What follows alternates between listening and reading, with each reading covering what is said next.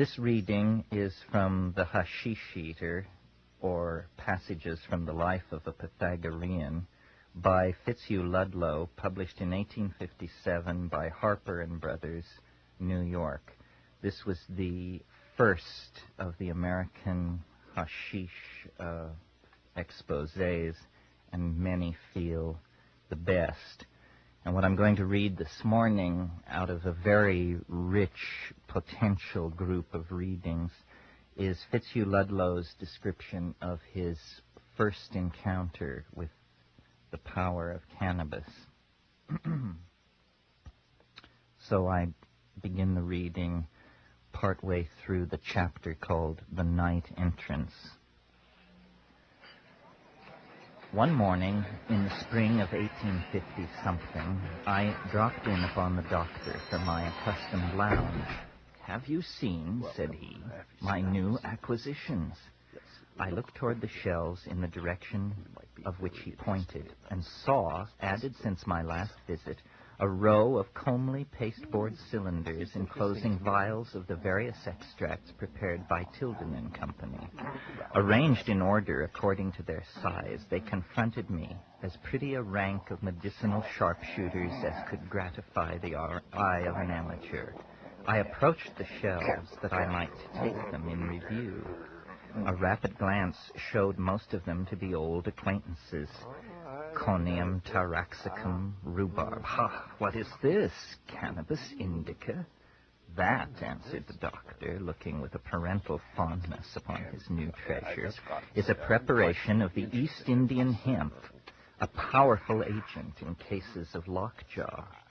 On the strength of this introduction, I took down the little archer, and, removing his outer verdant coat, began the further prosecution of his acquaintance.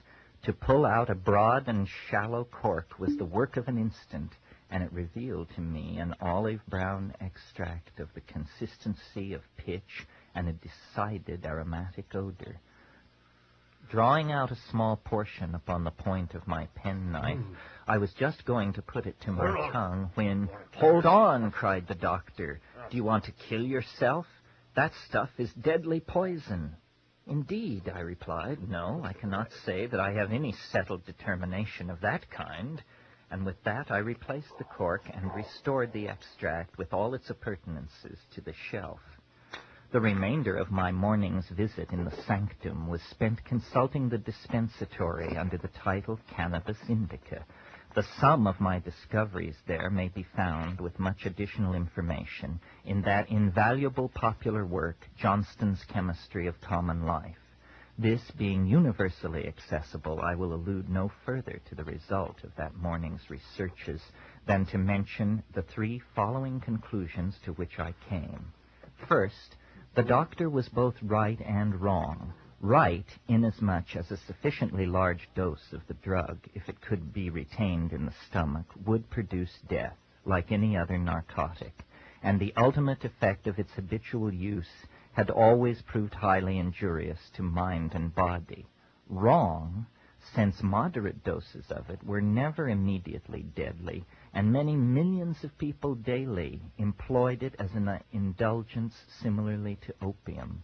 Second, it was the hashish referred to by Eastern travelers and the subject of a most graphic chapter from the pen of Bayard Taylor, which months before had moved me powerfully to curiosity and admiration. Third, I would add it to the list of my former experiences. In pursuance of this last determination, I waited till my friend was out of sight, that I might not terrify him by that which he considered a suicidal venture, and then, quickly uncapping my little archer a second time, removed from his store of offensive armor a pill sufficient to balance the 10-grain weight of the sanctorial scales. This, upon the authority of Pereira and the dispensatory, I swallowed without a tremor as to the danger of the result. Making all due allowance for the fact that I had not taken my hashish bolus fasting, I ought to experience its effects within the next 4 hours. That time elapsed without bringing the shadow of a phenomenon. It was plain that my dose had been insufficient. For the sake of observing the most conservative prudence, I suffered several days to go by without a repetition of the experiment, and then, keeping the matter equally secret, I administered to myself a pill of 15 grains.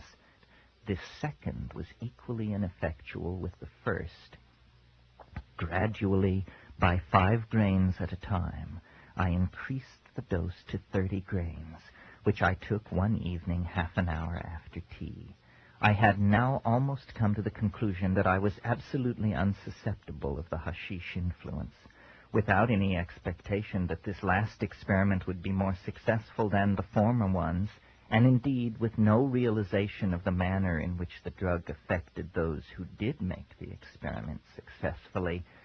I went to pass the evening at the house of an intimate friend. In music and conversation the time passed pleasantly. The clock struck 10, reminding me that 3 hours had elapsed since the dose was taken, and as yet not an unusual symptom had appeared. I was provoked to think that this trial was as fruitless as its predecessors.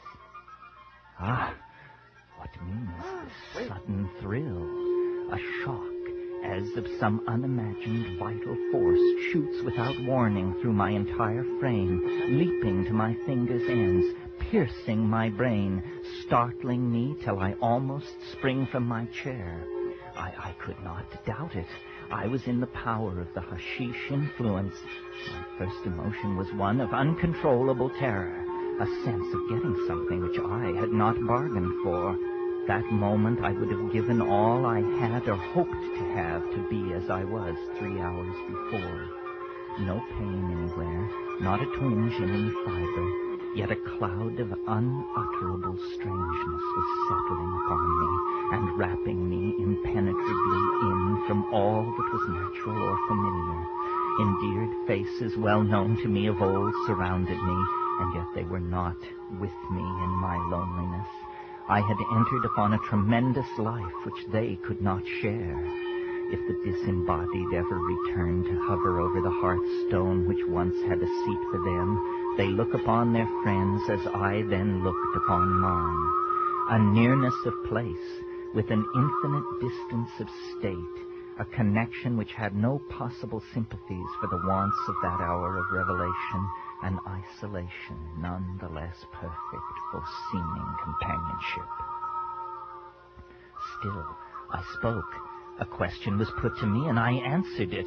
I even laughed at a bon mot. Yet it was not my voice which spoke, perhaps one which I once had far away in another time and another place. For a while I knew nothing that was going on externally, and then the remembrance of the last remark which had been made returned slowly and indistinctly, as some trait of a dream will return after many days, puzzling us to say where we have been conscious of it before. A fitful wind all the evening had been sighing down the chimney. Now it grew into the steady hum of a vast wheel in accelerating motion. For a while this hum seemed to resound through all space. I was stunned by it. I was absorbed in it. Slowly the revolution of the wheel came to a stop, and its monotonous din was changed for the reverberating peal of a grand cathedral organ. The ebb and flow of its inconceivably solemn tone filled me with a grief that was more than human. I sympathized with the dirge-like cadence as spirit sympathizes with spirit, and then, in the full conviction that all I heard and felt was real, I looked out of my isolation to see the effect of the music on my friends. Ah, we were in separate worlds indeed, not a trace of appreciation on any face. Perhaps I was acting strangely. Suddenly a pair of busy hands, which had been running neck and neck all the evening with a nimble little crochet needle over a race ground of pink and blue silk, stopped at their goal, and their owner looked at me steadfastly. Ah, I was found out. I had betrayed myself. In terror I waited, expecting every instant to hear the word hashish. No, the lady only asked me some question connected with the previous conversation. As mechanically as an automaton, I began to reply, as I heard once more the rich, potential group of readings is Fitz Hugh Ludlow's description of his first encounter with the power of cannabis. So on the doctor from my accustomed lounge. "Have you seen," said he, "my new acquisitions?" I looked toward the shelves in the direction of which he pointed, and saw, added since my last visit, this was the first of the American hashish exposés, and many feel the best. And what I'm going to read this morning out of this reading is from the Hasheesh Eater, or Passages from the Life of a Pythagorean, by Fitz Hugh Ludlow, published in 1857 by Harper & Brothers, New York. So I begin the reading partway through the chapter called The Night Entrance. One morning in the spring of 1850-something, I dropped in